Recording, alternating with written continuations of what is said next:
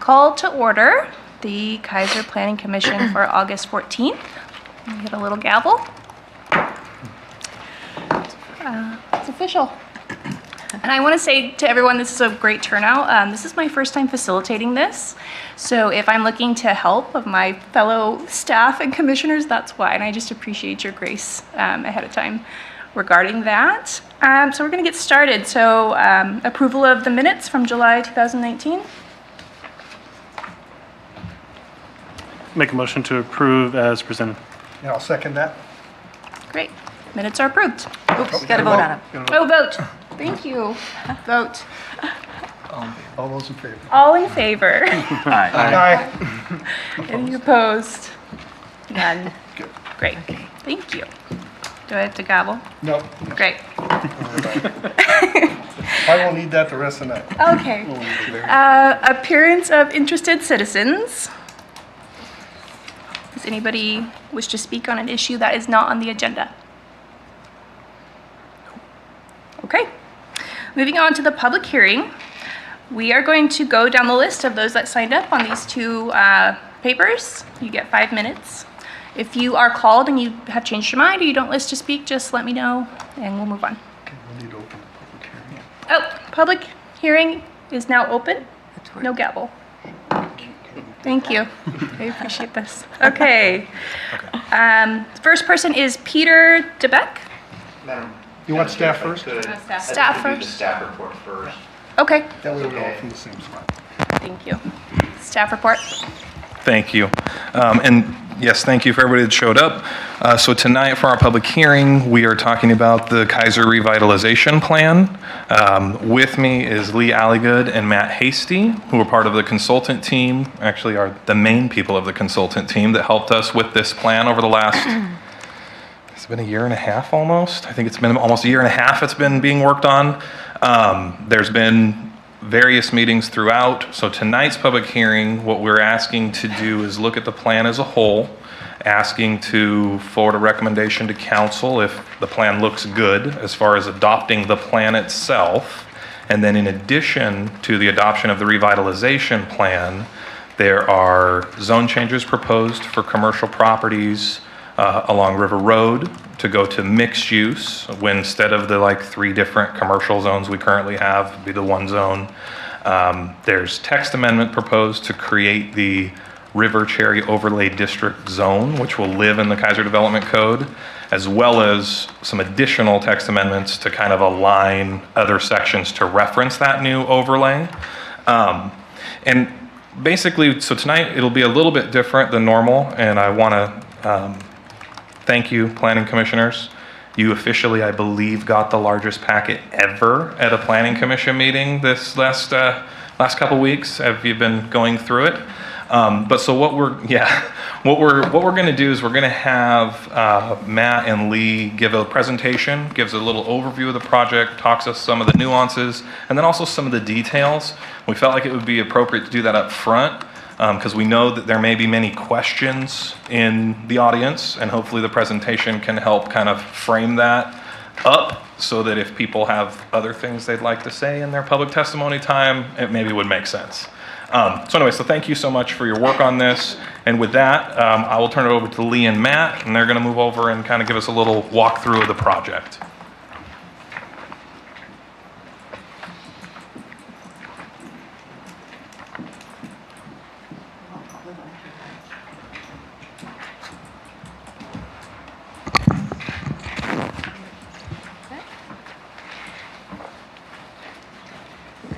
Thank you, Shane. Good evening, commissioners. I'm excited to finally be in front of you with this proposal, and I'm not sure what the computer wants to do, but I'm Lee Alligood. I'm a planner with OTAC. And Matt Hasty, planner, project manager with Angelo Planning Group. And so we're going to give you a quick overview of the reason for the project, what's been happening up till now, and then we'll provide an overview of what the plan itself recommends, and then we'll be available to answer any clarifying questions you might have.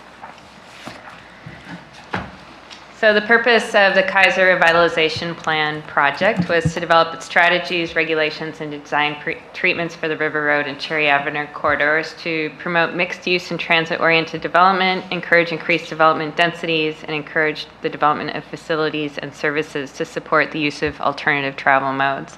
And so everything you see that came out of this planning process is based on these original purpose statements. So I'll talk a little bit about just kind of, again, overview of the project. So the project area is essentially along River Road and Cherry Avenue and covers, the majority of the existing commercial areas along the roads, but it extends out to some degree into some of the areas that are also currently zoned for residential use. We'll talk about kind of what's being proposed in these different areas as we go through the presentation and kind of the relative impact or degree of change in those different areas. There's 3 key intersections or nodes in the area, and again, we'll talk about how the proposal differs in those areas versus the rest of the project area, but those are at Lock Haven, Jamala, and Cherry Avenue River Road intersection. So we'll talk about those in more detail. A large sort of objective of this project was to look at past planning efforts for this area and for the city as a whole, and really try to synthesize and integrate those different planning efforts and really build on the Kaiser Compass Vision 2029 process as well. So it was really, there's a number of previous planning efforts that have been conducted out here. We wanted to make sure that what we were doing was consistent with the vision and the goals and objectives of the vision, and you see those reflected on this slide, and you'll see many of those same goals and objectives reflected in the specific goals, objectives, and policies proposed for the Kaiser Revitalization Plan. So I won't read all those. Again, one of the kind of previous planning efforts that we were building on and looking at was the River Road Renaissance Plan. It had identified 5 districts within this corridor. You see some of the same objectives there that we talked about as overall objectives of this current planning effort. So really kind of a lot of consistency with the River Road Renaissance project and other efforts. Again, supporting pedestrian-friendly design, allowing people, kind of a variety of ways to reach destinations within this planning area, within the corridor, really improving livability and promoting kind of a sense of community and sense of place within this area. All of these, and some of the ways to do that, creating and encouraging development of public spaces where people can gather, meet, eat, shop, etc. Promoting a mix of different housing types and densities in the area. So these are some of the goals from the River Road Renaissance project that you should see, again, reflected in the current effort. Next one. Some of the guiding principles for implementation from the previous effort. Making sure that some major capital projects that would be needed to improve design of streets along the area would be spearheaded by the city, that there would be opportunities for public-private partnerships so that there's private development contributions towards some of the improvements in the area.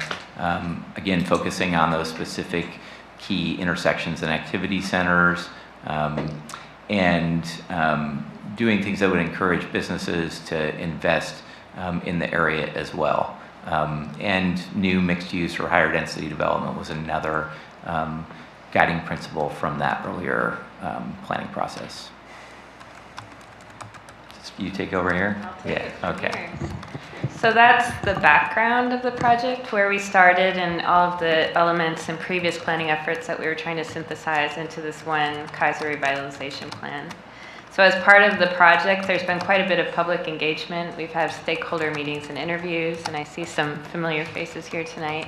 there have been public meetings, advisory committee meetings, stakeholder committee meetings, and then this group has seen the staff and the team talking about the project at a briefing. So there's been a lot of discussion, I guess, over the past year and a half about this plan and where we ended up. The goals and the objectives of the plan that has been compiled and submitted to you for review are high level, a thriving and diverse corridor, a thoughtful growth and redevelopment, and excellent transportation and public facilities. And so all of the projects and amendments and all of the other components of the plan that are being recommended have been evaluated against these goals and objectives to make sure that they're furthering those goals and objectives. The plan is broken down into a number of different sections. The first is an executive summary, which I think it's a 2-page in the end, really high-level overview of the plan and what it recommends. There's a discussion of the background in the planning process, land use and urban design approaches, transportation, public investments, implementation strategies, and potential funding sources. And then a number of appendices that provide technical information to support the recommendations, and I think that those are what made up the bulk of the packet that you all received. So for those of you who weren't able to read the whole plan and the appendices, we're going to go over the high-level highlights. So the recommendations are broken down into land use and urban design, which is code and policy recommendations, which Matt will talk more about, transportation, which is really focused on infrastructure recommendations, and then public investment, which is also needed to fund infrastructure recommendations and includes a number of different tools that the community can consider further. So Matt, I'll turn it over to you. All right, so I'll walk through the code and policy recommendations. I'll try to give you sort of enough detail to give you the highlights, but not get too far into the weeds, but be happy to answer questions later on if you have them about any of the details. So there's a number of amendments being proposed, both to your development code as well as to your comprehensive plan. And the primary changes to the development code are, as Shane mentioned, rezoning commercial properties along the corridor to a mixed-use designation. I'm going to actually take a really quick step back here and say, in addition to the objectives that we talked about a moment ago for the planning process, I would sort of characterize 3 objectives associated with the code amendments: increasing flexibility, increasing kind of efficiency, and providing opportunities for a broader mix of uses within the corridor. I would sort of think about those as some primary code objectives here. So rezoning to mixed use provides additional opportunities and more consistency in terms of what's allowed within the corridor, and more flexibility. And then there is proposed this River Cherry Overlay District. It includes those mixed-use properties as well as some additional areas that are currently zoned for residential. And again, I'll kind of talk about what the changes are in those areas as well. So what's being proposed in terms of changing the code is a new overlay district that identifies how development and design standards differ in these areas versus the base zones, the underlying base zones. There's 3 sub-districts or centers: Lock Haven, Chamala, and Cherry. There are some additional differences in terms of the standards that would be applied in those areas. So there are some standards that would be applied corridor-wide and in terms of use and development requirements, and then some standards that differ between the centers versus corridor-wide. And then, as Shane mentioned, some additional amendments to the code just to make sure that we're being consistent with other elements of the code, with other chapters in your development code. In terms of the comprehensive plan amendments, and again, I'll go over all that in a little more detail in a moment. In terms of the comprehensive plan amendments, the Kaiser Revitalization Plan would become an element of the comp plan, and so there are policies within the document that would become comprehensive plan policies. It would be an amendment to the comp plan map designations to make sure the comp plan map is consistent with the zoning map. And then some minor text amendments to the comp plan to add references to this plan, as well as then retire the McNary Activity Center plan. This plan would essentially kind of supersede what was in that plan for this area. So getting into kind of a little bit more detail, again, one of the primary recommendations is rezoning those commercial areas to mixed use, and you see which areas would be affected on the map up there, as well as on, for the audience, the map on the board to the left, or on the right side of the room.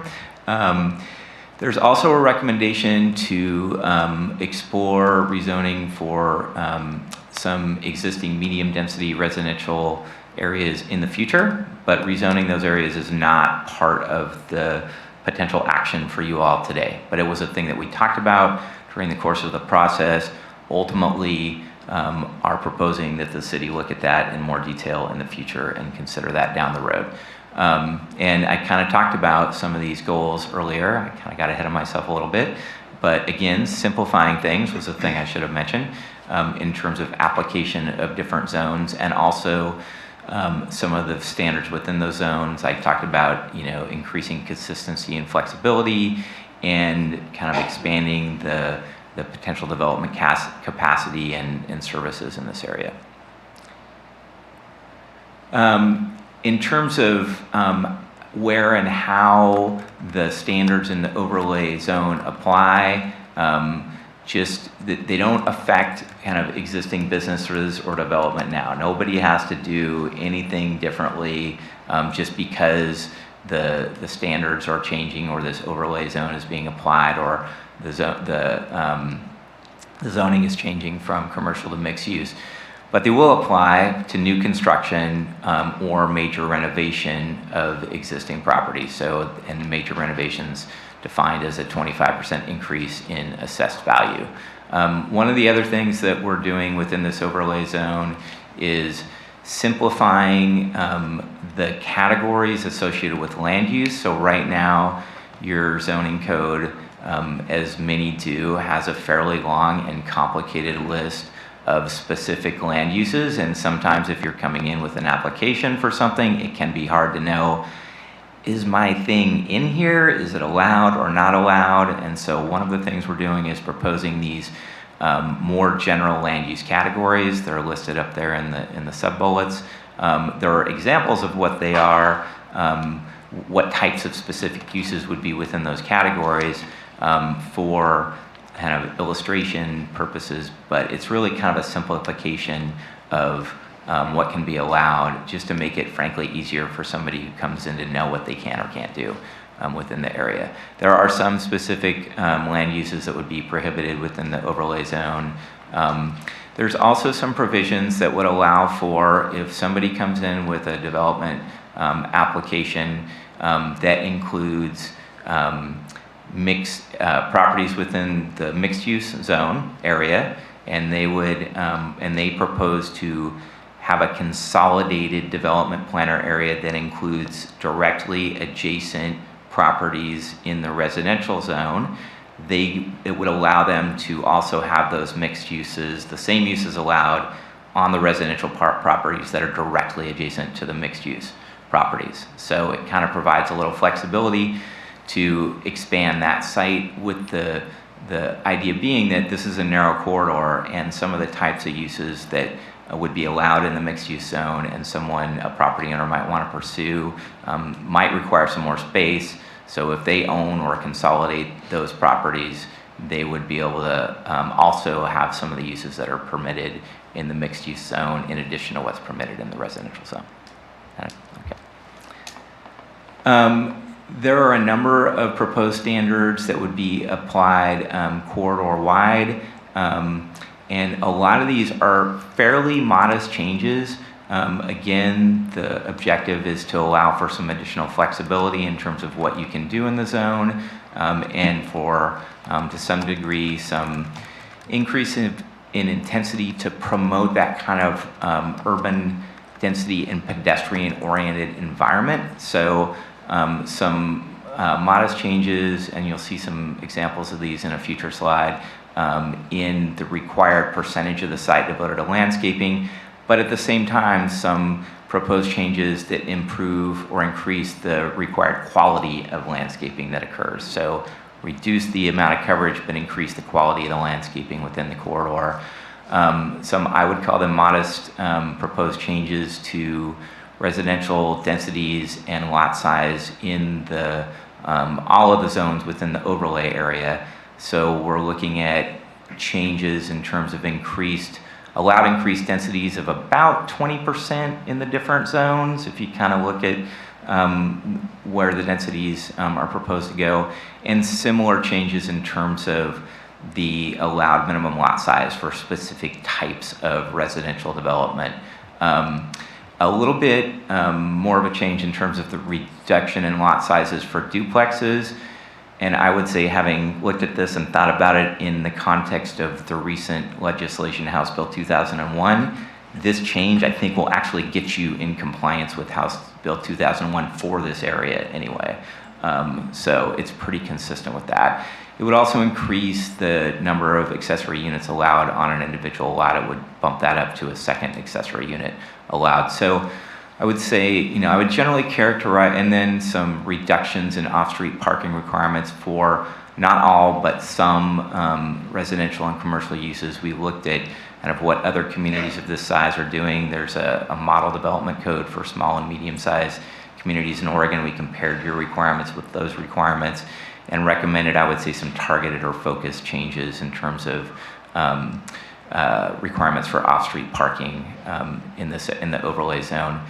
And I would say, in terms of just sort of the general effects in the mixed-use zones versus the residential zones, particularly in the residential zones, we're not talking about really an expansion of the types of allowed uses, other than that provision that allows for the consolidation of lots directly adjacent and mixed-use development in those. But otherwise, what we're looking at are essentially allowing a little bit more to happen in terms of the residential uses on those properties, in terms of the lot size, the relative density, and the types of uses in terms of duplexes and accessory dwelling units primarily. So that's how I'd kind of characterize those changes.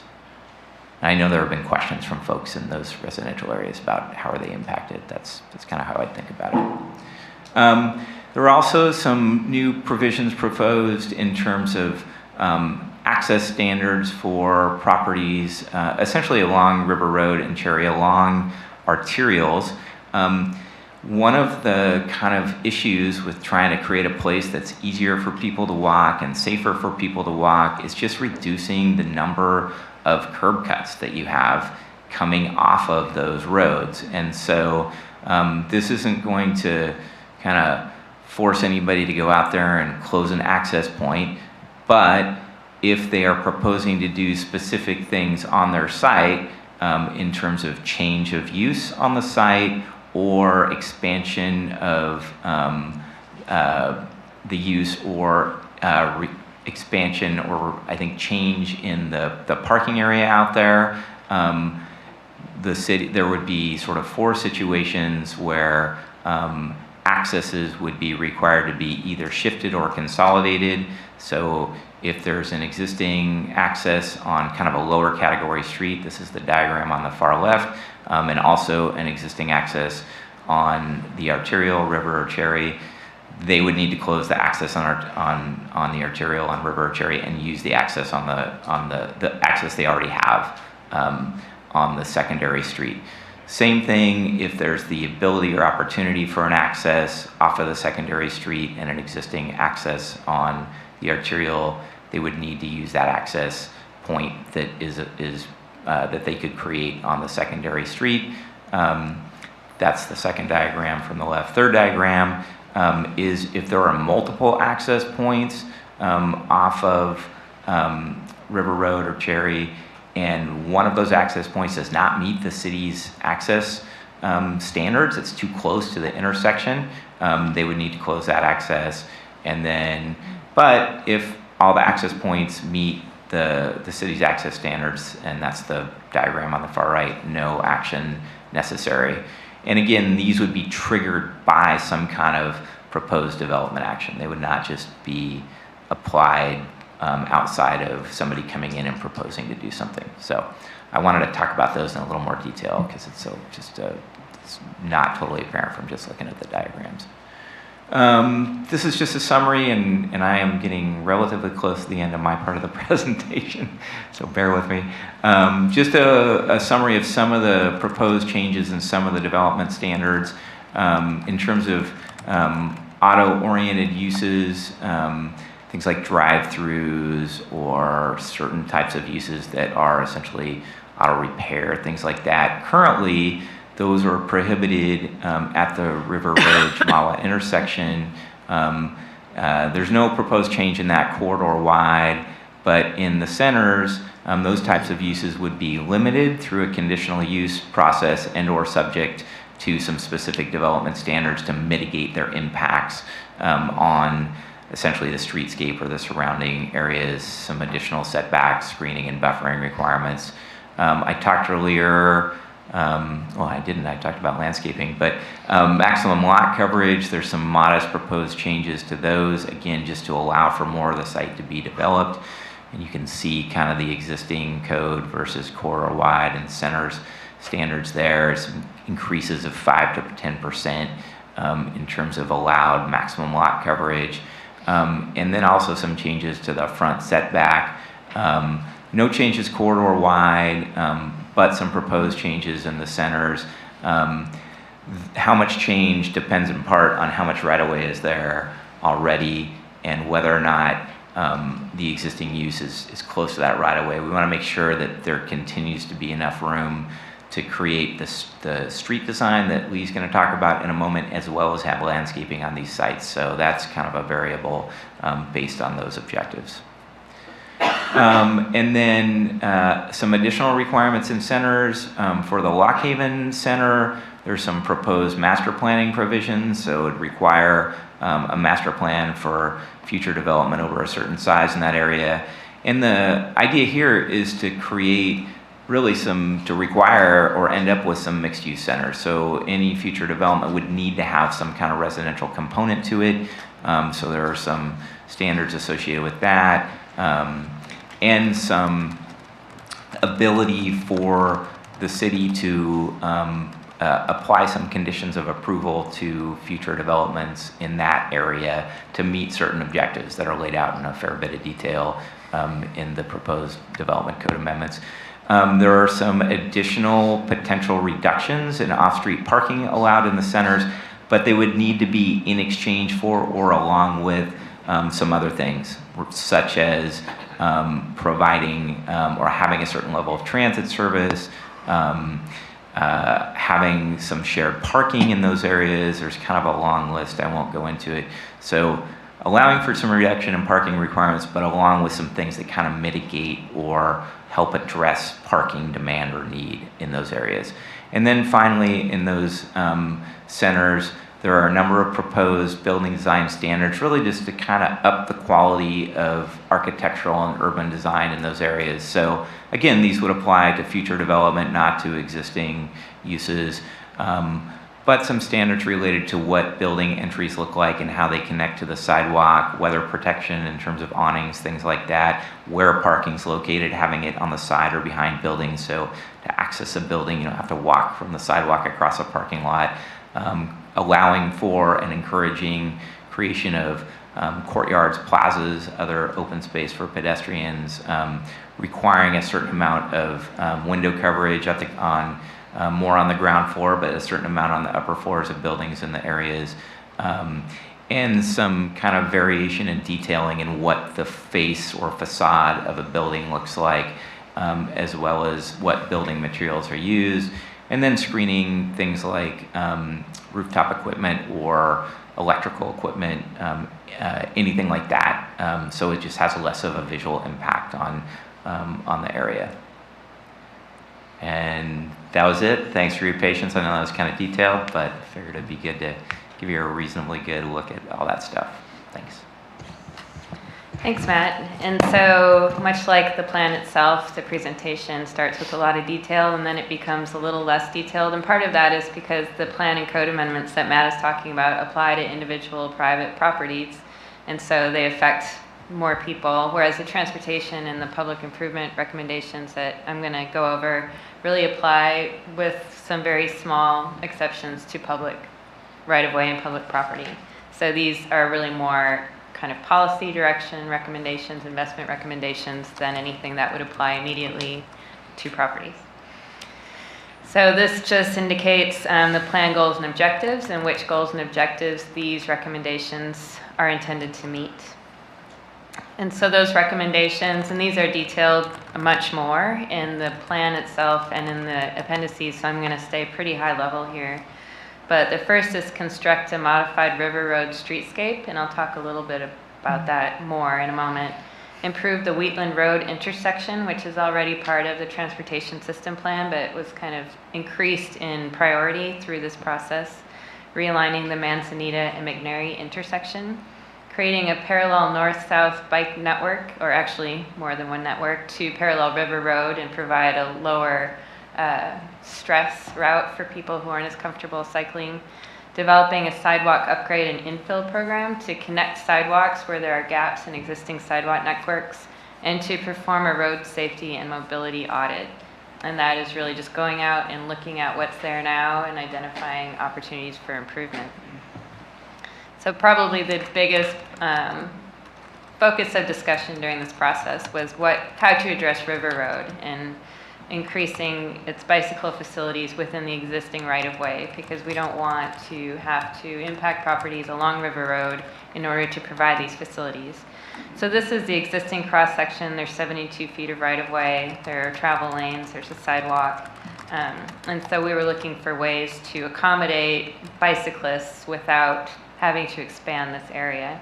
And so after quite a bit of discussion and quite a bit of analysis, the preferred option was this multi-use path, which could go on either side of the street, though it's shown here on, I guess we'll call it the right side. And this would be within the existing right-of-way allowance. So this is something that would be incorporated into your transportation system plan. And so as River Road redevelops or as improvements occur, this would provide direction for what those might look like. The other pretty key item for bicyclists was to create parallel routes to River Road. And you can see the green on the right would be what you could call neighborhood greenways. You could call them something else, but typically they have traffic calming elements, they have low speeds, and they have facilities where bicyclists share the road with vehicles, but at a lower speed. And so on the left you can see what's called a sharrow, which indicates that it's a shared facility. So those were the two primary recommendations on the transportation side. And the next section of the plan is potential public investments. And so as I mentioned, these are also going to be applied to the goals and objectives of the plan. And some of those are about supporting existing businesses, creating a distinctive identity for the area, making sure that the facilities that exist are well maintained and that it's attractive. And these are all things that can be participated in by private properties, but for the most part really fall to a city or a jurisdiction to maintain. And so the public investments are going to include all the transportation recommendations that the plan lays out. There are also a couple of others that came out of conversation, and I see here that there's one error, but these are more about economic development activities. So a Main Street program is an option, something to explore through the Oregon Main Street program. An economic development program is what that next one should say, just putting together a program of economic development activities to encourage business development, things of that nature. There's quite a bit of discussion about the desire for public parking lots to lessen the obligation of individual businesses or property owners to provide parking, to provide more opportunity for shared facilities, to enhance Claggett Creek to make it more of an amenity to the community than it is now, and to create a public plaza that is a gathering space for the community. And the focus of that discussion was mostly, I guess, Christmas Tree Plaza.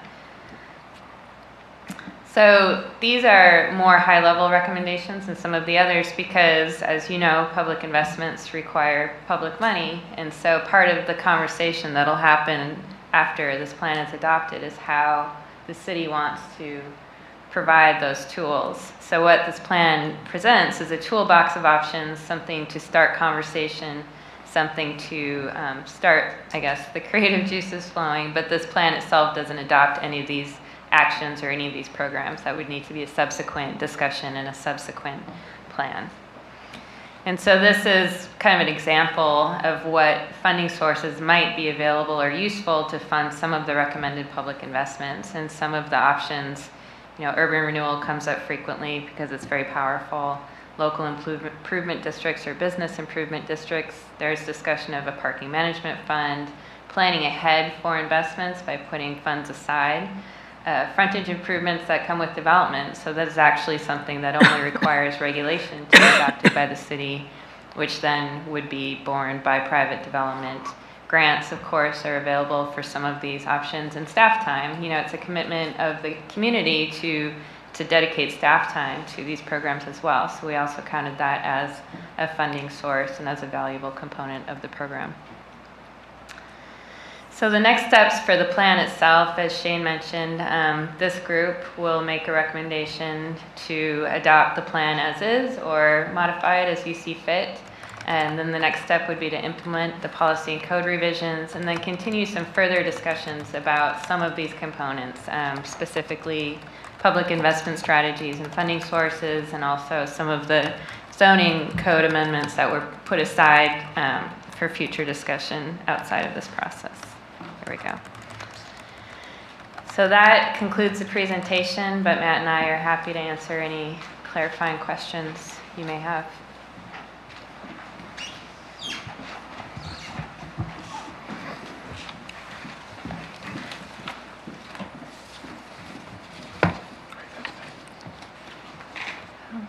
Yes. Michael? So, in the first half, you talked about how this was building off the River Road Renaissance.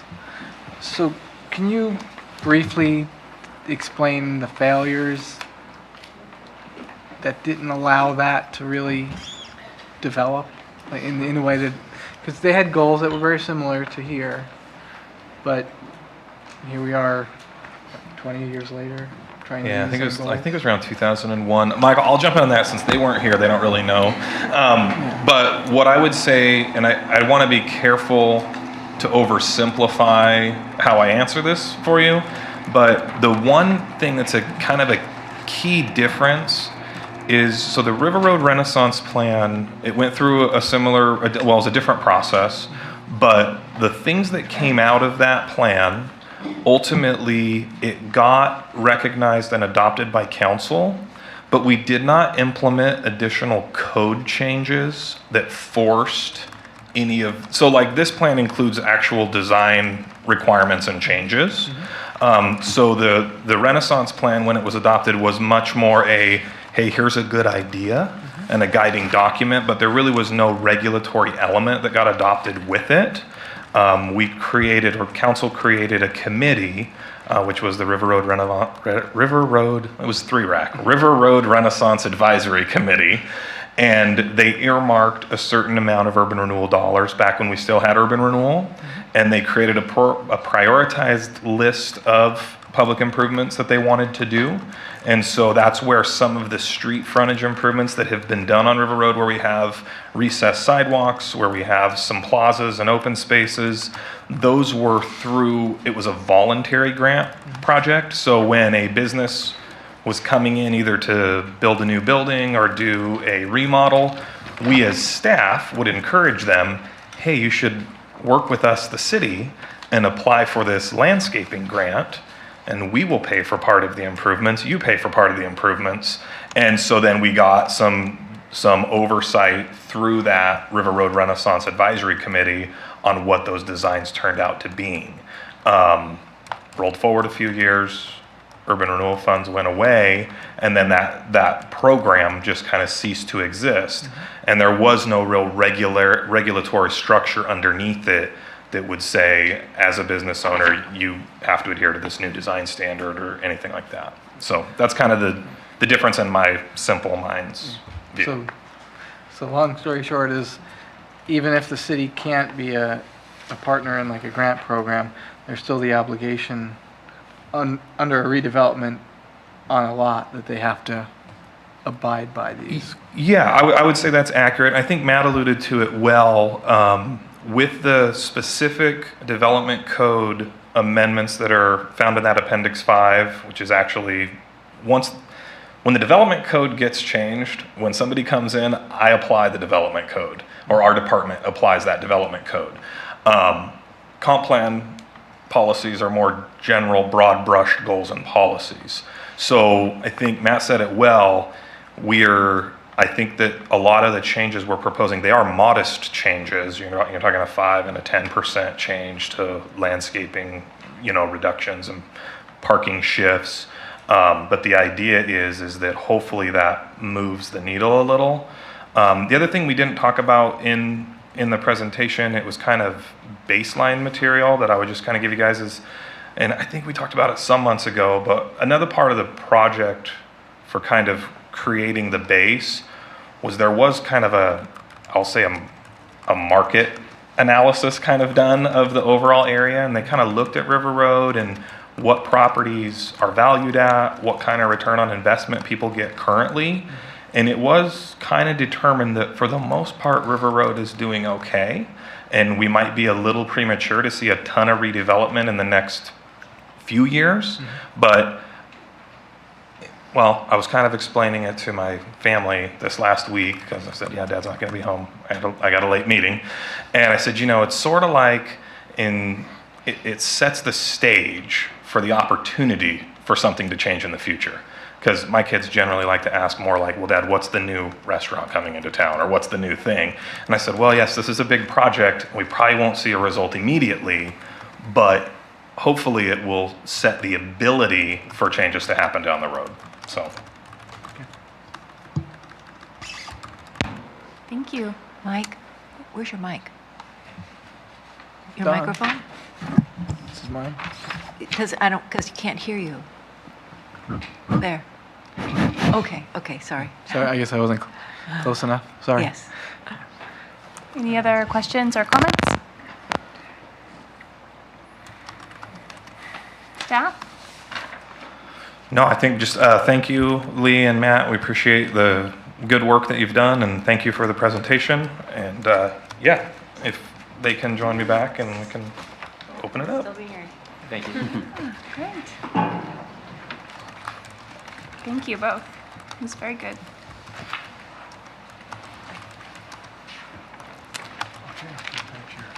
Are we ready to open the public hearing? We ready? So first person on the sheet is Peter DeBeck. Peter, are you interested? Oh, Peter.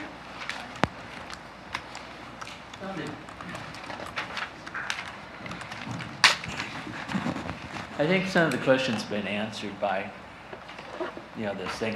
One of my concerns was I live off of Hollyhock, and getting out there, during certain hours is really sort of terrible. And I think that I want to know for sure that they have something that, if they decide to change something, not like they have to do it, that they need to get a better setback for parking and stuff so your visibility gets better. Because my first moving in there, we almost ran over somebody just trying to get out on River Road. And the only thing they did, they talked to the people and they did put the little concrete bunkers to stop them there, for parking. Although some people with monster trucks back in there, and then they go out onto the sidewalk so you can't see it. And that is one of the major problems I see along River Road is some of the stuff that has been done. I mean, I can see that they can change it and say you're going to have to make these things setback for parking things. But the other thing that I find not as useful is some of the beautification to River Road. Some of that is just as bad as some of the old parking things is because not everybody drives a monster truck that you can be so up high to get a better view getting out to River Roads. Most people have cars so lower to the ground than we probably grew up with, especially for me, because I'm pretty old. And it being older, it's hard to get out on a river road, and I don't like to take any chances. But that is a concern to me, because the beautification, some places it blocks your view. So beautification, it's looking like they're more interested in form rather than total function. And some of the other things I would think that they need to change is to look at also this signage on there, to go to some change in it, because it actually has turned over the years with all the growth in here. River Road is not, it looks like one strip mall from one end to the other. It's not, that pleasing. And then the Kaiser is actually almost the home of fast food, or something. There's so many chains along there and things like that. So it really doesn't do anything when you do those type of business in there. And as you get older, you need better egress, to get onto River Road. So even if I go down to Glenbrook, I can't see because of the, they're coming. If I want to make a turn before the light, to go out to make a right, you can't see that well because the hedges are high enough. And I think the setbacks need better, that you have a clear view. And that's my major concern. And the only other one is where I live abuts the place where the change is, and that what would be any change to that if your property abuts to it? Could it happen? Would they do eminent domain if they want to build something bigger or something like that, if the city allowed?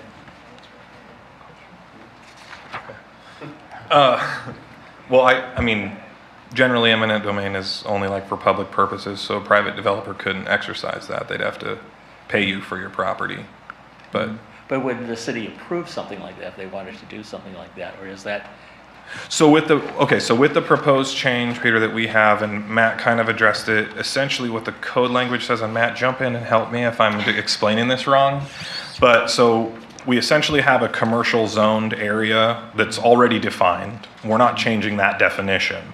But if a property owner of that commercial area also owned the directly adjacent residential zone, either RM or RS zoned property right next to it, they could kind of spill over that commercial development onto that other property they owned and have additional uses normally that would be only in that commercial area, also on that residentially zoned property, but they would have to provide buffering, mitigation between the adjacent residents. Yeah, that's a lot of concern of people about, if it's going to affect them in the long run. But yeah, I would hope that you take if anything, as due form rather than function over form when you're planning, because some of the stuff just does not work, and it like building things so close to the street. If you ever had to expand the street, you've let people build so close right by the sidewalk. You're either not going to be able to have sidewalk, and traffic keeps getting worse, and alternates are really good. I've seen how some people in the morning, because I go to the dog park, they'll go down Windsor Island Road to Shoreline to Rivercrest, and then they hit a light to get on there, and they avoid most of going through Kaiser through the traffic in the morning, because you don't know what some people are going to do. And at my age, I'm lucky I can get out on River Road some days. Okay, thank you very much. Thank you. Any responses for Peter's feedback? I'd like to ask, Shane, can you comment, or anyone on staff, the concerns that Peter brought up about visibility, sightlines when exiting property, is that something that would be looked at in this traffic safety audit that was discussed as one of the options? I think clearly it could be. I mean, the focus of it originally was more about the mobility piece of it, but yeah, I think that could definitely be something that could be looked at. The city, we currently have vision clearance standards that are there on the books, and I know Peter and I have talked before, and I don't disagree that sometimes those standards don't work the greatest on River Road that carries 35,000 trips every day and a lot of people that are driving too fast. But so those are, I think it would be a little bit of maybe a different conversation, or one for Traffic Safety Commission to take up and look at. But I do think those are valid concerns. But yeah. Okay, thank you. I would just you, add, Peter. is this guy working? Yeah. Yep. I would just add that the recommendations in terms of consolidating or reducing access points under certain circumstances would also help with that. If you have fewer access points on and off of River Road, it's helping with that issue. I would also say that kind of the change in location of parking in terms of being in front of a building versus on the side or rear, that's going to help with that to some degree too. You're just not going to have as much vehicular movement close to the sidewalk. So I think those would be things that are in the proposed amendments that would address that to some degree at least. Thanks. Michael? And I would add that part of the plan that Lee was talking about was having some narrower lanes. I'd like to see a little narrower than that, but it's designing the street to make people get the message that they should be driving slower, so that rather than just putting up a sign and then having wide lanes, people don't follow the sign, they follow the design of the road. So if you design the road to slow cars down, most people will slow down. Any other thoughts? Okay. Next on the list is James Weiger. Weigel, thank you. I got a letter in the mail, and first thing is it says that it may change the value of my property. James, you need to identify yourself Okay, for the I'm James record. Weigel, W-E-I-G-E-L. Hello. I own property here in Kaiser, and I live in Salem. Thanks for being here today. Pardon me? Thank you for being here today. Yeah. What would you like to talk to us about? Well, it says that it may change the value of my property. I've owned that property a long time, and it's probably changed the zoning on it, I'm gonna guess 9, 10 times since I've owned it. And originally, this is what it was commercial property. They changed it several times to different things. And so my question is, how's that gonna affect the value of the property? So the notice we sent, it's called a Measure 56 notice, and by state law, we have to send that out to everyone. I'm not a real estate professional, but I don't know if you remember me from forever ago, but Okay. yeah. So on your property specifically, are you zone CM right now? I believe I am commercial light industrial. Okay, so you're right next to Cade, right? Mm-hmm. Just north of it? Okay. So with the zoning change, basically everyone within the district that was in that River Cherry overlay district on the slide, I don't know if it's on one of the boards, but the whole area that was lit up blue, we sent a notice to everybody because that was the most conservative way to go to make sure everybody was covered. Mm-hmm. I can talk with you afterwards or when I'm in my office, and we could look at your specific property to make sure that your property is actually being changed in its zone. Because depending on what its base zone is right now, it may not be changing your zone at all. But I don't have I don't have that with me right now, but I can get that answer for you. I guess the other thing I would add is that the Measure 56 notice, the state legislature adopted specific language that has to be used, and it's that language, and it's terrifying. Sure, no, it doesn't scare me. I just need to know. I understand, yeah. And then you guys said something to come up to code. Kaiser has to do something with House Bill 201. What is that? House Bill 2001 requires cities over a certain size, and I'm pretty sure Kaiser's 25,000. in the zone in terms of the size, to allow certain types of housing in certain zones. And one of the things they are required to do is to allow a duplex on any lot that currently allows for a single family dwelling. And so we're not really changing. There's already duplexes allowed in these zones. What we're suggesting changing is the allowed lot size for duplexes. It would essentially allow for a duplex on the same size lot as a single family zone. And that's essentially part of what that legislation is requiring.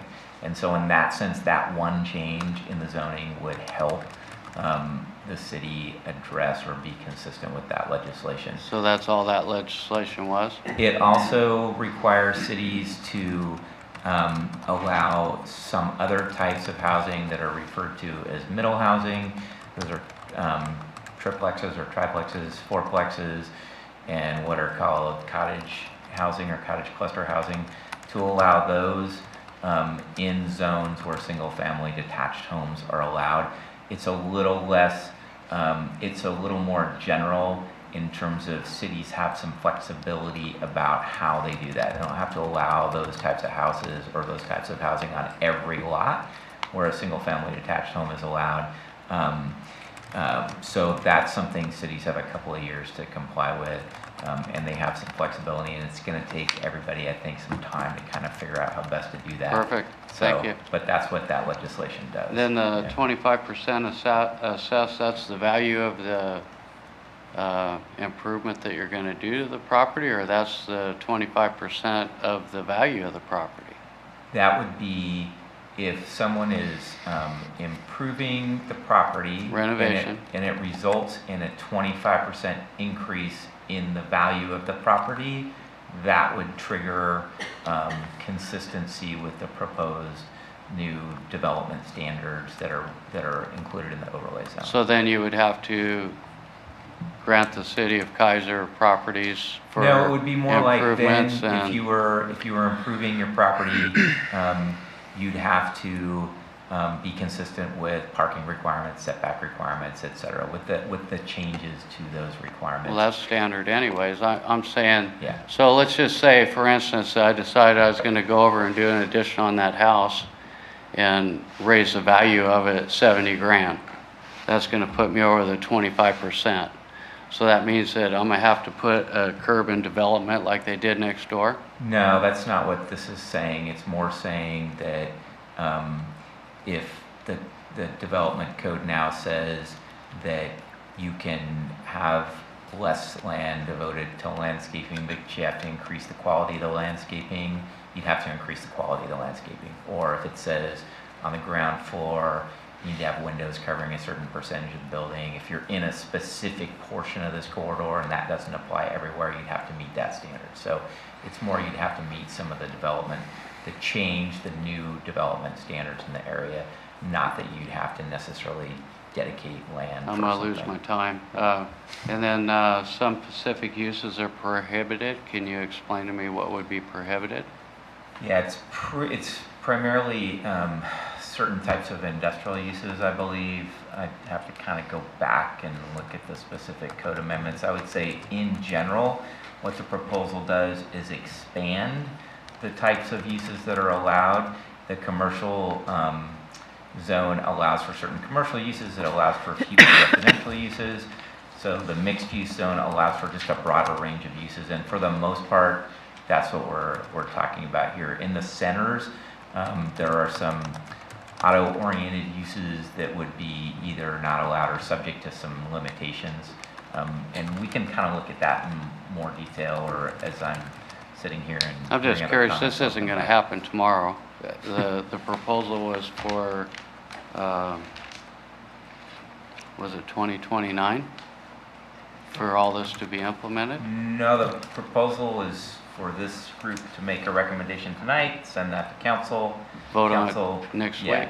But it's not going to apply unless somebody comes along and wants to do something Okay, with their property. so with planning, it's usually a 10-year period out with the city. So what was the plan 10 years ago for them to vote on today? So again, I'd sort of echo partly what Shane said, which was that when the River Renaissance plan was adopted, it was adopted as this broad, fairly broad plan, but there weren't a set of development code regulations adopted along with that. That's kind of the difference here. In terms of when some of the other things that require public investment or public funds are going to happen, that's going to depend on the availability of that money. That's the kind of stuff that tends to take longer. And the last thing I would say is there's not an expectation that this area is going to change dramatically in short order. It's No. really going to depend on people who own property in the area wanting to do something different with their property. That's what's going to create the change. These development code amendments in particular are there to allow opportunities and kind of really expand the range of things people could do with their properties, but also apply some additional standards on what that future development looks like. That's So we're really still kind of on the like same page that we were 10 years ago. This just beefs it up for the funding.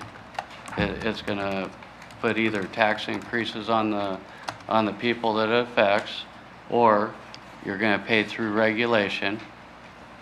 Or like you said, a private citizen decides that they're going to do this and they're going to throw their money into it.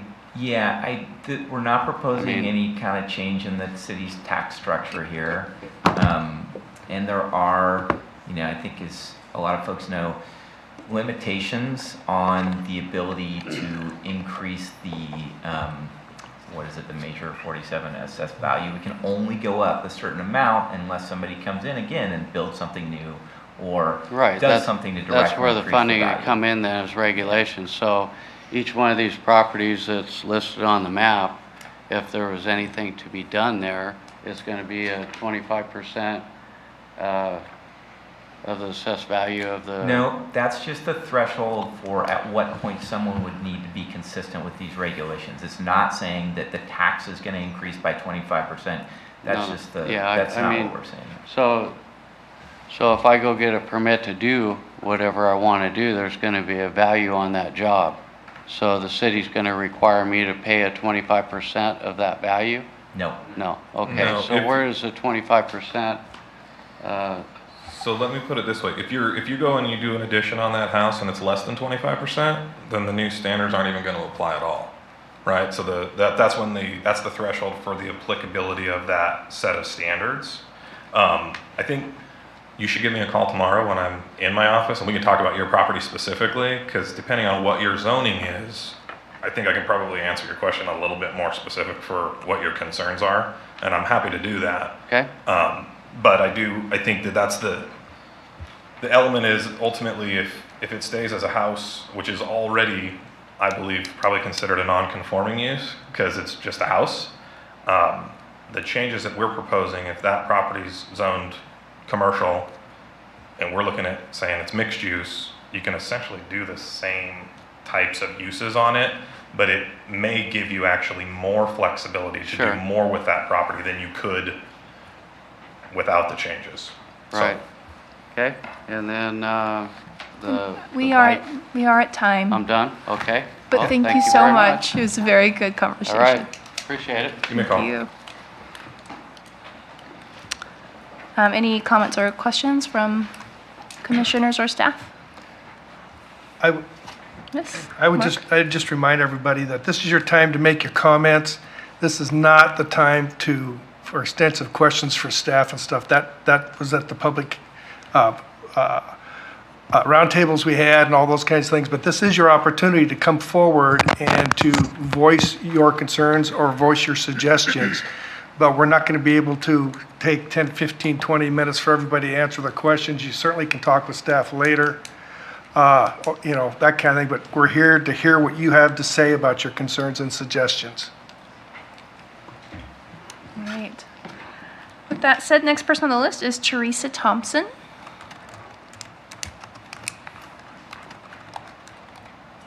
Hi, please introduce yourself into the microphone. My name is Teresa Thompson, and I live in Kaiser, Oregon. Hello. Since I'm not able to ask any questions at this point, I can't say that I fully understand everything that's going on since this is my first meeting. What I can tell you is that I would probably disagree with some of the things that I've heard said here because I live on Main Avenue. Main Avenue is a dead-end street that enters on to River Road. And we already have issues, major issues, that have not been taken care of, that even when we have called the city and the planning or whatever department it is, we're kind of laughed at. Oh, we didn't even take Main Avenue. We forgot about it. Well, thank you so much, the street that's been here for over 60 years. And I also have to disagree with parking on the side because that's one of the main issues we have is people parking that work someplace, parking on the side of the street, which only further exacerbates our problems of trying to get out onto River Road. My biggest concern is, you say that you want to have this for people who work more of the inner city, that can walk, ride a bike, this type of thing. Good luck. Unless you're discriminating against people who work in Salem or in Woodburn or any place and drive a car.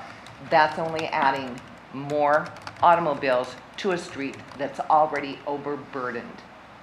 It's like, gee, let me eat until I throw up. That's River Road. Put more cars on it until it busts. And it's a major issue for us. And as a matter of fact, I went over and looked at the little printout over here that you have, and it looks like our street is within that area. I've talked to almost everybody on our street. Some of them have been here tonight. We want you to take it off. We don't want any rezoning of any kind done. We just want to stay on our street and be able to get out onto River Road when we need to. Okay? Thank you. Any questions or response from commissioners or staff? I would just make one response for potential clarification. When I talk about parking on the side, I wasn't referring to parking on the street. I was referring to locating parking lots associated with buildings next to the building. So that's parking off of the street on the site.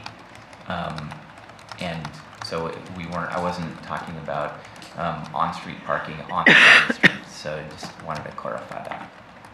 Thank you. Okay. Next on the list is Ian Wilson. Okay. Next on the list is Terry Nisbet. No comments. Thank you, Terry. Carolyn Holman. No comments. Thank you. Ronnie Rakine. Thank you. Colleen Bush. I just thought it was signed up. Oh, we're just making sure. Marjorie Bartel. Great. Dole Bartel. No. Okay. Penny Ricketts. I signed in as a visitor. Great, thank you. Rick, same, okay. And we know the last person declined. So, Yeah, there was some more. Yeah, if Oh. anyone new. is there any additional folks with any comments? Debbie's going to get the list. I'm going to get the list. Please, sir, please come up. Please introduce yourself into the microphone. Frank Hauser. I live over off East Kaiser. Okay. I have a couple questions, some fundamentals on the revitalization. This is our time to talk as citizens, and you're going to make recommendations to City Council. So our time frame for input is now, not in September or October. You'll have opportunity to talk before the city council also. We've also had, like I mentioned earlier, we've had a number of public meetings for the last year. Oh, yeah. But if you didn't get to those, tonight's an opportunity, and when the city council deals with this, you have an opportunity also. I don't recall if I ever had input on this specific comment. I've talked with Shane and I've talked with Matt about this, in that I'm a big urban forestry guy. And so what I don't see on the River Road south of Chamawa is I don't see a lot of urban trees. I see examples of trees that are in this setting, but I don't see specific trees like one option is an 84-foot width of a road that has more trees. It gives you the impression that there are trees there, but it doesn't have a specific amount of trees. More specifically, white oaks. Those are better to bring in to take out our carbon and our oxygen. They're better at it than evergreens. It's a proven fact. So that's what I have to suggest, is more trees along Kaiser Road. Thank you. I have a question. Yes. And staff can help. We have specific tree landscaping requirements, don't we? I mean, we have a list of like 85 trees the city recommends. Is that what we're getting at here? So currently in our design standards for street sections along arterials and collectors, as it stands now, generally have a planter strip, and the requirement, I believe it's a tree every 40 feet that's required off of our approved species list. Might be every 30 feet. Clearly, we don't have planter strips everywhere, so it is kind of been one of those things that as things redevelop, those get put in. But we do have an existing standard that's in the code, but we don't have specificity that thou shalt plant a certain species necessarily in our right-of-way tree ordinance. And then also just add that as part of the proposed landscaping standards for the overlay area, there are proposed standards for planting trees. If there is a landscape area that's a minimum of 10 feet, then trees would be required to be planted within that landscaping area every 30 feet. Or if the landscape area is above a certain size, if you've got 500 square feet for every 500 square feet of required landscaping area, there would also be trees required as well. So I think I talked earlier about reducing some of the standards in terms of the percent of the site you devote to landscaping, but increasing the quality of the landscaping. And so that's a proposed change to those landscaping standards, is to require more variety of landscaping where you do have it, and where it's large enough to accommodate trees, to have trees as part of your landscaping as well. But you're right, the graphics we showed of River Road don't show street trees, and part of the way we're trying to respond to that is by having this requirement that they're planted on private property, so you have kind of the same effect of street trees, but you don't need more right-of-way to do it. And also, to the extent that the city can get, that landscaping is provided along River Road, on essentially like the back side of the sidewalks, and there's the ability to get an easement, that there be trees planted in those areas as well. And if the city were able to ultimately have a wider right-of-way, there would be room for trees within a kind of combined sidewalk and planting strip area. Yeah, so there's several kind of specific proposals to increase the number and percentage of trees in the area. Oh, thank you. Yep. Thank you, Frank. All right. And last on the list is Mike Jaffe. Jaffe. Thank you.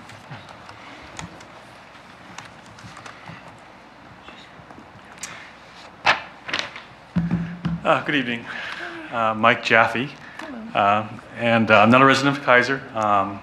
I work for the Mid-Willamette Valley Council of Governments. I'm a transportation planner, actually currently the transportation planning director there for the SCATS MPO. So I know Kaiser quite well. Here, often visitor, and I've been a regional planner here for 25 years. So I have looked at the plan, not everything in the plan, but I do have a few comments. And this is just my personal comments, not my agency's comments, so I'm going to make that clear. And my comments basically fall under the safety umbrella of topics. The first one is about the cross-section. So it wasn't clear to me reading the plan which was the recommended one. I don't know if I saw an earlier version of the plan, but I saw the 3 or 4 cross-sections, and I couldn't tell at first reading which one is recommended. Here's option A, B, and C, but I don't know. It's not clear to me. But more importantly, that cross-section is talking about south of Chemawa.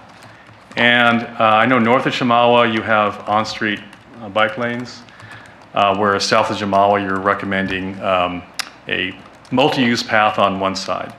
And I think maybe an oversight of the plan was to look at the section north of Chemawa, because even though it has bike lanes, we're still talking about a facility that is 30,000 cars a day, I think, or It has on-street bike lanes, but it's a matter of comfort. It's still a high-volume facility. It's still a, I don't know what the speed limit there is, but I'm guessing it's probably about 35, which means people go 40. And it's not a comfortable place to bike. So while you're making accommodations for more comfortable biking south of Chemawa, and I applaud the plan for that, I think it overlooked that area, and you may want to consider, how do we continue that biking? Here you have this section in the middle of the city between Chemawa and at least Lock Haven, but maybe north of Lock Haven. How does the two ends of Kaiser bike along River Road? And that's the only way really to get north-south up to the area north of Lock Haven. So should you consider that similar cross-section continuing north, at least to Lock Haven, but who knows past that?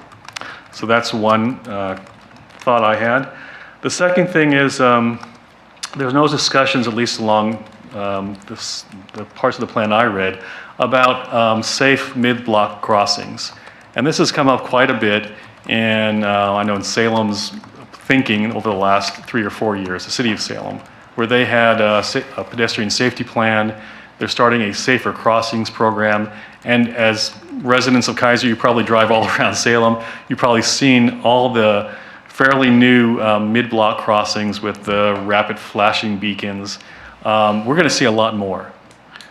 You may think there's only about 5 or 6. There's probably a dozen today, and there's plans to put quite a bit more. We're looking at potentially approving 5 ourselves with our federal funds.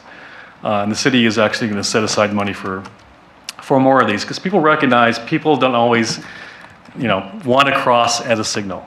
And I know in Kaiser, and I was trying to look at my phone here, between the Burger King, which I can't remember the street, Glenbrook or Hollyhock or something, south past the bowling alley and all the way to Shangri-La. I don't know the distance, but it's quite long.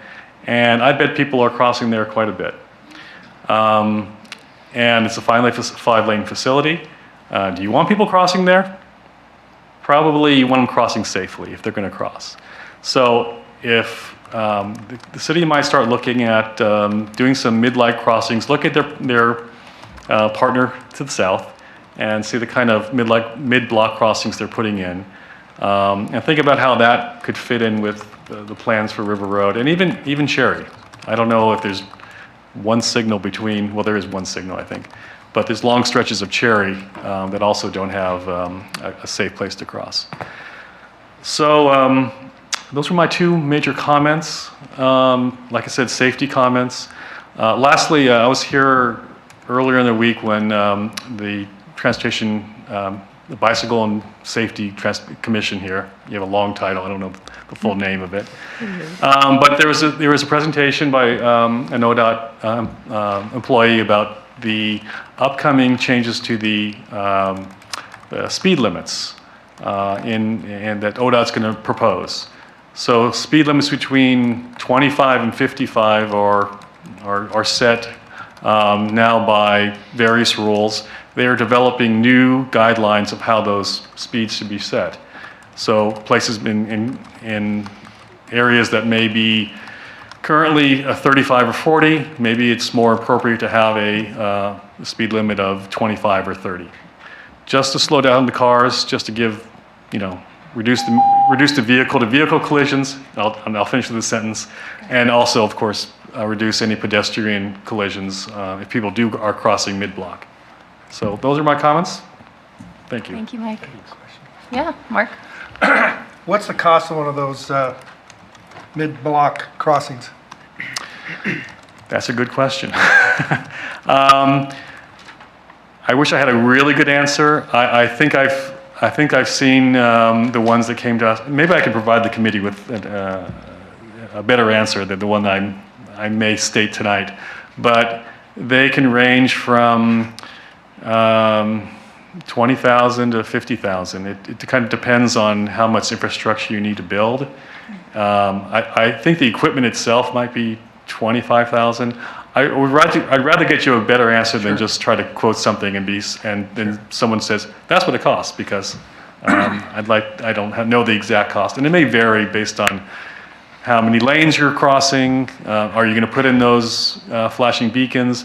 And then sometimes it's based on what kind of improvements do you have to do on the sidewalk. Do you have to build ADA ramps where you're doing it? So Well, we just that did could be all that could be the most expensive part of the whole project. I want to follow up with that. You mentioned about River Road, particularly south there of the Burger King. There's, if I recall, there's 11 different intersections between there and the city limits, because the streets don't line up. And everywhere the street is a crosswalk, unmarked, but it's a crosswalk. So there's like 11 of them. And so I don't see a need for a mid-block. I do see a need for a safety crossing there for sure, but there's so many, every 100 feet's a actual unmarked crosswalk. Most of us drivers don't realize that, but there is. But my point being this is, that's 35 miles an hour. We have complaints now about how River Road doesn't move quick enough, doesn't get enough cars through it, it's too crowded. What's your experience with these cross signal walks like that, and without being at a three-phase traffic signal and keeping traffic moving?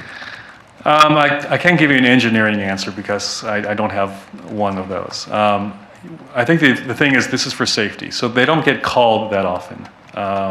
They're putting in a brand new one on South Commercial, where the Jack in the Box is. It's far South Commercial, little north of Kubler.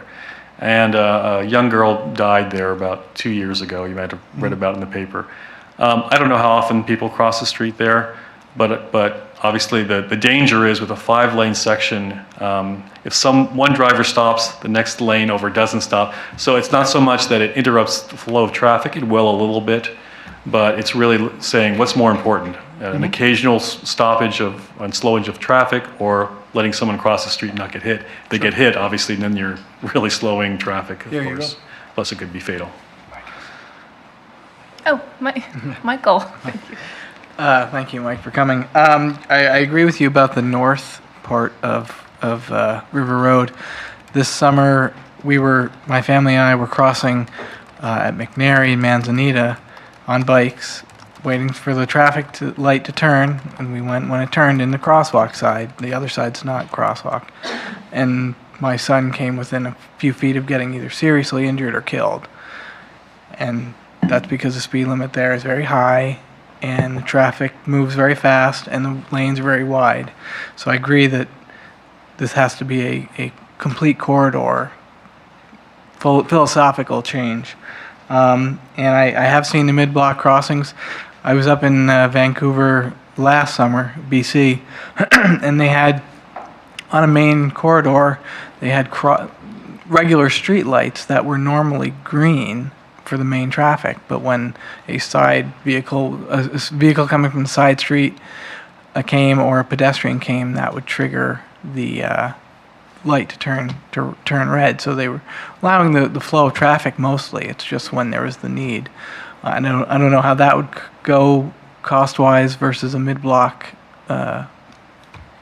raised intersection with flashing lights, but that's another idea. I would check with your traffic engineers more about that. Yeah. Not too familiar with those. Okay. Well, thank you. Thank you. Thank you. Any other comments from staff or commissioner? Is there any other interested persons in the audience like to come up? I'd just like to make a comment. We do have a lot of people that come. You're here to listen. You're here to hear things. You're interested in what's being discussed. This is a really good time to take what you've heard in the last hour and a half, and maybe you didn't have a comment to begin with, but now is a pretty good time to bring it forward. So you've been sitting here, you're interested, you're listening. Please, please, please come and talk to us if there's something on your mind. Even if it's something that you think is maybe small, or it's something that you have just had an aha moment since you signed up and decided you didn't want to, maybe now is the right time. I would just really, really, really encourage you to do that. This is probably the biggest house we've had for a planning commission meeting since I've been on the commission. And I would just really appreciate to hear as much from everybody that came to hear from about this tonight. So just my 2 cents. Thank you, Matt. Come on up. Oh, sure. Why Colleen's coming up. I will just say, I will echo what Matt said, but when this comes to, oh my gosh, I just drew a blank, sorry. City Council. It is also your time for public testimony, so I would encourage all of you to come to council when this is on the agenda. It won't be Monday night on the 19th. It's usually, I'm not going to quote time, but sometimes what's ever recommended, by the time it comes, there is some more work that staff has to do. So it will come on council, so please, look at the council packet. It is your opportunity. But if there's a question too that you have for staff, I'm going to echo that we have an amazing staff here that they'll try and answer your questions the best they can. But this planning commission is very receptive to comments as well as anyone that sits on city council. So again, your comments or questions are very welcome. Colleen. My name is Colleen Bush. I live in Kaiser, and I'm a member of the board of directors for the Kaiser Transit District. So I'm not speaking for that entity, but in the discussions I've been able to have as being part of the Citizens Advisory Committee, they've made great allowances for public transit and allowances for the walking and trying to accommodate everybody. And I think the work has been a great project, a year's worth of work and all of that. So, and allowing for transit to be more effective it's a good result. So that's all. Thank you.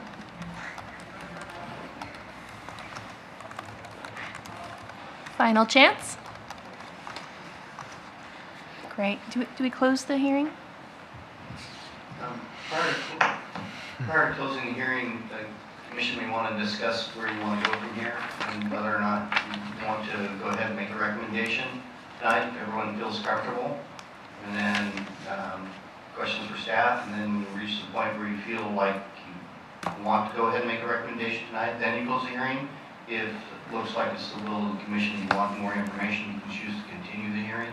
I usually suggest that if you're going to not decide tonight, that you go ahead and continue the hearing so that there's no question that people can testify the next week. So it's up to you folks. Thank you. Okay, open. Matt?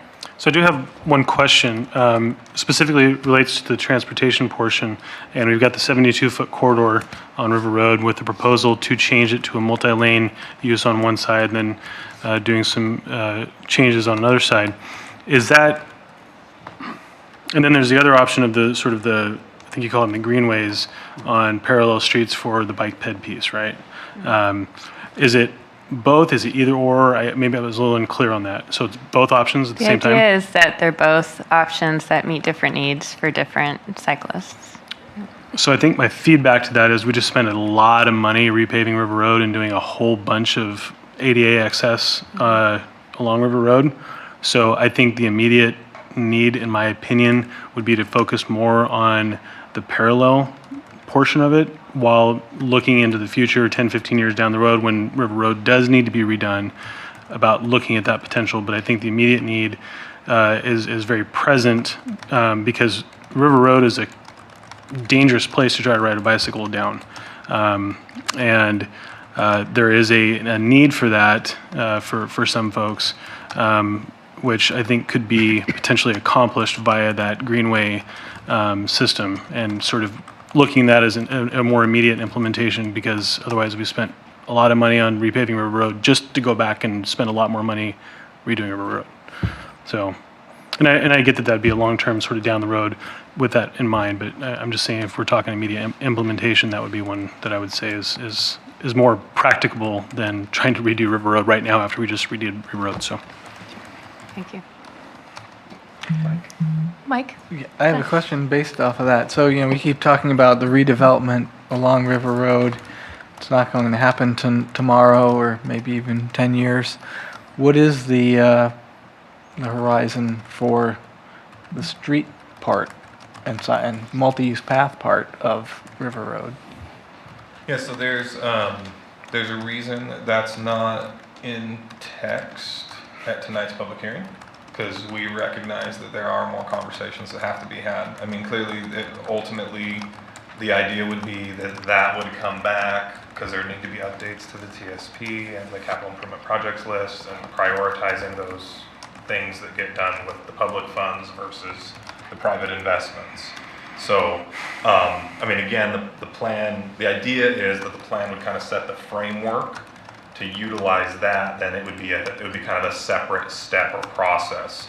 I will say this, like we kind of took a big swing on this revitalization plan. A lot of times with a plan that's this large, an entity like ours would maybe come to you and just say, hey, consider adopting the plan. That's it. Like the text amendments, all of that other stuff would come with later meetings and later efforts. But we felt like since, and I'm going to blame Nate since he's not here, but we felt like since there had been so much work for so long on it, we kind of wanted to go ahead and say, no, our planning commission can handle it. They've been invested in the project alone, so we kind of tried to put as much out there for your consideration tonight. We know it's a lot, it's a big ask, we recognize that. But yeah, so that those specific transportation design elements, like I'm not showing brand new text for all of that tonight. So that would be a kind of later, a next step, if you will. Okay, good. Thank you. Any other thoughts or questions? Yeah. So ideally, whether it's tonight or whether it's after a continuation of this hearing, we're forwarding a recommendation to the council to adopt this plan as our goal. From there, the council will continue to get updates, continue to get check-ins. Here's the priority list. Here's potential funding partners, engaging more small business, engaging the chamber, all the partners who would come in to do this.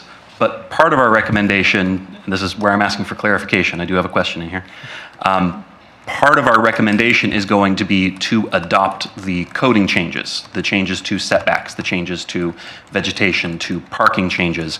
And I just want to make sure that if we're forwarding this to the council, that is something we would be go on. That's not something that would be, hey, we like this, and then we'll continue to think about it for another 2 years, correct? Correct. Okay. That's correct. Okay, thank you. Just an additional comment as we go through this process over the next few years. It's the first thing that popped out to me when I was reading through the plan, which I generally really like, by the way. It's a tremendous amount of work, so thank you to staff. Thank you for all the people in the public who were part of these conversations and came to the displays and provided comments. But the thing that stood out to me, and it stood out to me again when Mike came up here, is marked crosswalks. If we have a greenway, which I love, for example, if we say we have a mixed-use path on the east side and we have a greenway on the west side, I'm going to need a way for people of all bike levels, of all skill levels, to safely cross where it's convenient for them to cross, not going 10, 12 blocks down the road to cross, then come 10, 12 blocks back to the location they wanted to be at. So however we want to formalize that, however we want to look at that, crosswalks are a requirement to me, and I know they're a requirement to everyone. I'm not going to assume that I'm just the genius that thought of that, but having it written down and having it formalized in a recommendation and discussion of what would be the most practical way for Kaiser to go about that seems to be the most obvious critical piece that's missing to me in this plan, which again is great, and you did a lot of work and I appreciate it. Thank you, Jeff. Mark? Thanks for those comments, Jeff, because I was thinking along the same line. I have to tell you, I have done for 40 years battles with traffic engineers over crosswalks who believe that crosswalks are not a safety thing, that they actually give pedestrians an unrealistic feeling of safety. Some of you may know me, some of you don't, but I was a police officer in the city of Salem for 29 years. One of my assignments for a long time was I investigated fatal traffic accidents. I investigated a lot of pedestrian accidents. We've had several pedestrian accidents on South River Road here. I have advocated for some kind of marked crosswalks or some kind of device, something for South River Road. And I got the same feeling as you did, Jeff, when I was reading this, is that we are missing an opportunity here. I realize these things, I've been told they cost up to $250,000 for one of these mid-block crossing things. 20 to 50, I'm not in the business, so I don't know. But I don't think we go far enough in our traffic part of this particular document as far as pedestrian safety is concerned. Again, I realize that as a driver, when I'm driving South River Road, that there's 11 intersections, and every one of those is unmarked crosswalk, and I see people crossing all the time, and they get halfway across, and they're stuck in the middle because nobody will stop. I realize that initially, our responsibility is engineering, and then it's education, then it's enforcement. So if we're not going to have enforcement protecting our pedestrians, then we better start relying on engineering, which means we need to put more effort into what we're doing. Thank you. Thank you, Mark. Michael? In addition to saying you're here, I said this previously, I know that we have this corridor plan, and we're very focused on the corridor, but I want to make sure for council and for staff that we look at this as not just in a vacuum. So when we make decisions citywide, that we think about how that's either negatively or positively impacting the goals and direction that we want to see for River Road and Cherry.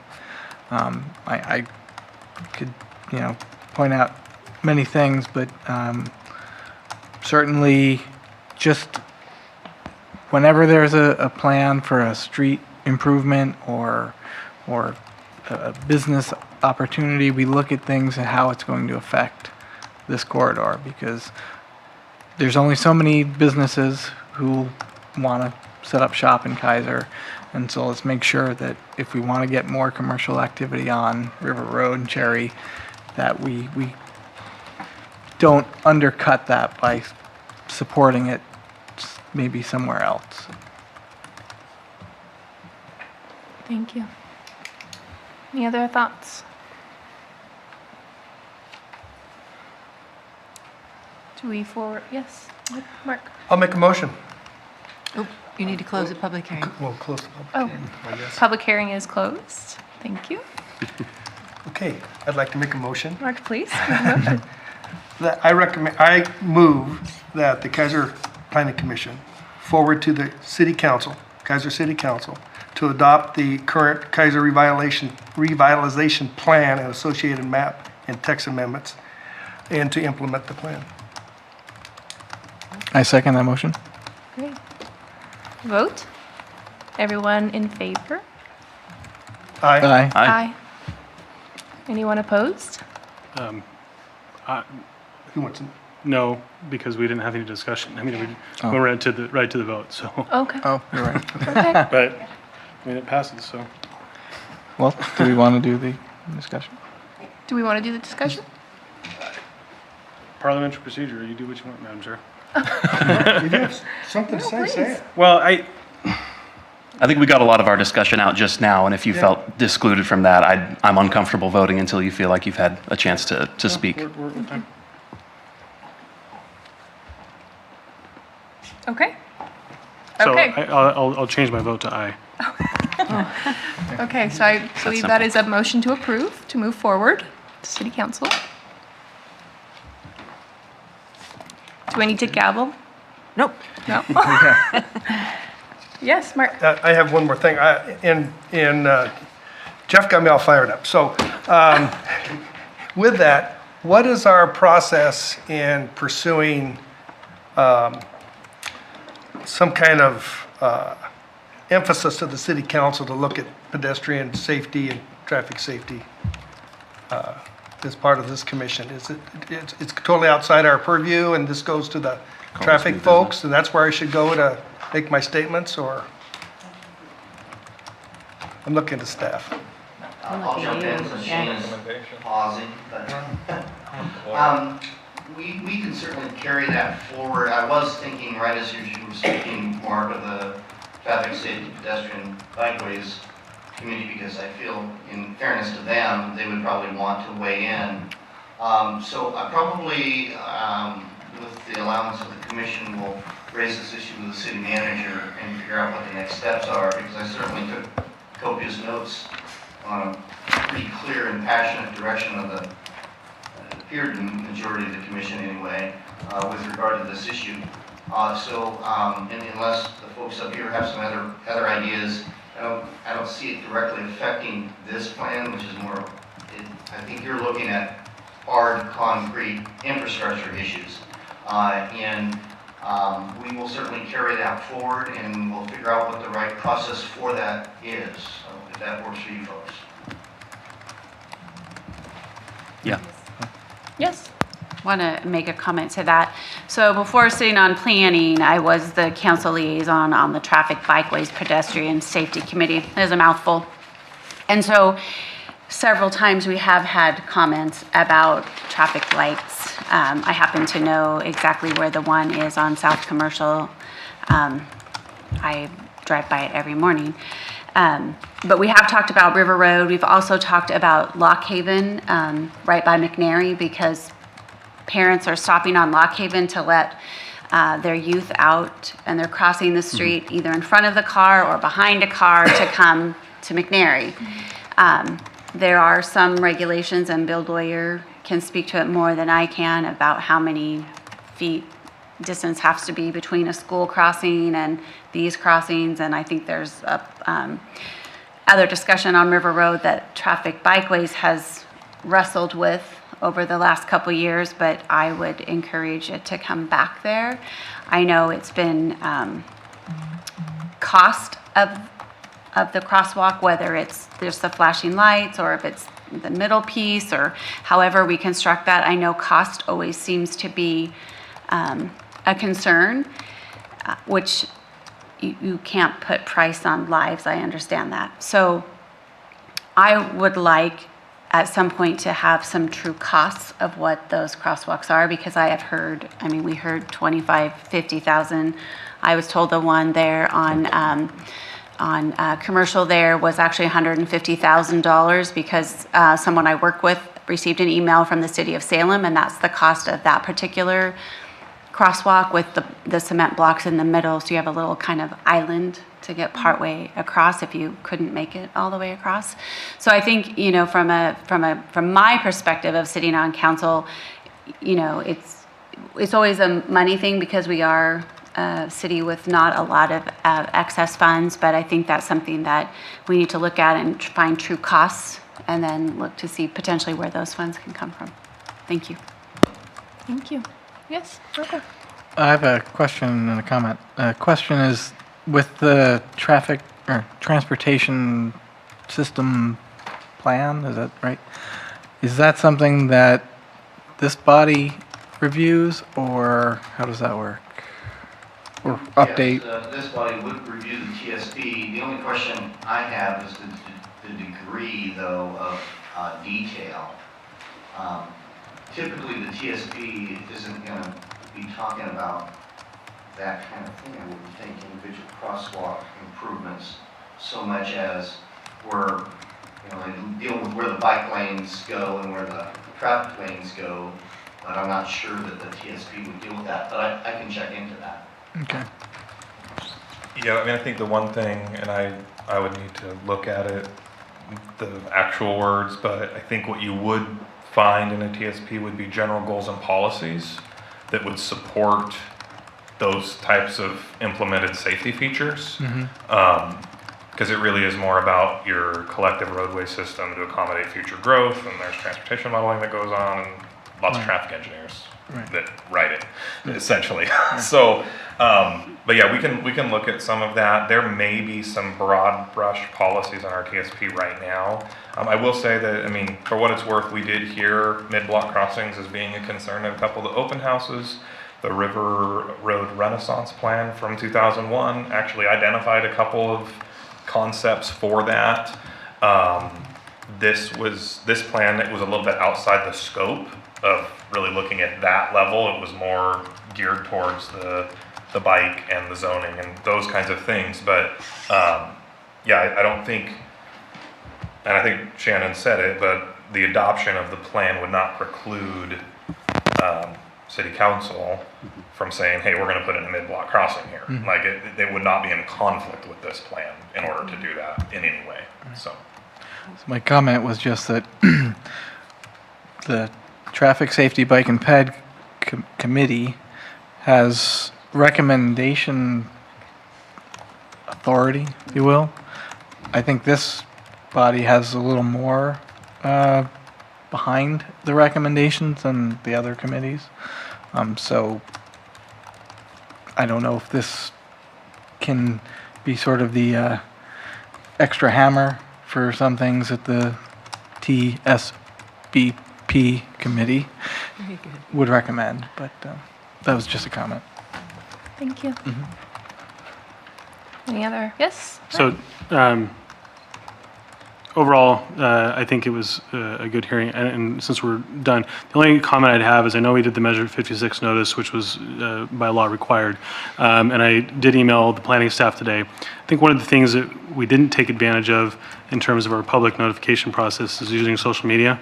Until today, there was nothing on social media about this or Nextdoor or any of the other sort of digital platforms I think that people have come to rely on for information. And so I think moving forward, especially as it goes to council, I cannot strongly recommend enough that we make sure to get this out there as much as possible. I recognize that we did meet our legal minimum requirements for notification, but in the planning world, you never get in trouble for over notification. So just a comment there. It's a great resource. It was shared around 4 o'clock this afternoon, and within like 10 minutes, it was shared a half a dozen times or better. And so I would just really like to see better utilization of the resources we have. So, Thank you, Matt. Yeah, I'm going to back that up for you, Matt. I would agree that there seems to be, I think there are ways that we could communicate the needs that Kaiser has and the work that is being done to address them.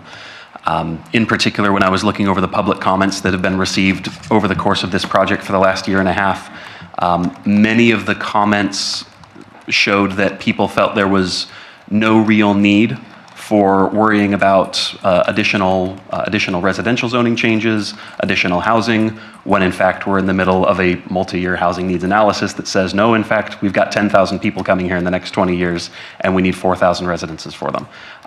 So the fact that there can be that much confidence in there being an issue that needs to be addressed, and there can be that disconnect with the citizens who are going to be affected by it and who are going to find out, well, this is the first I'm hearing of it sort of issue.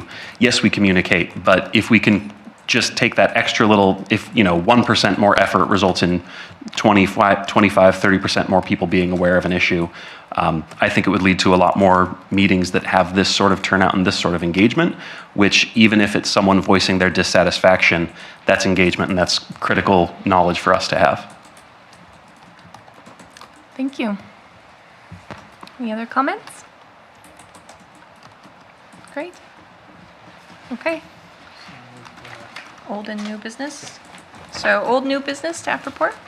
Yeah, so we'll keep it brief since it's late. Just a couple things. Story poll got completed if you haven't seen it. That happened.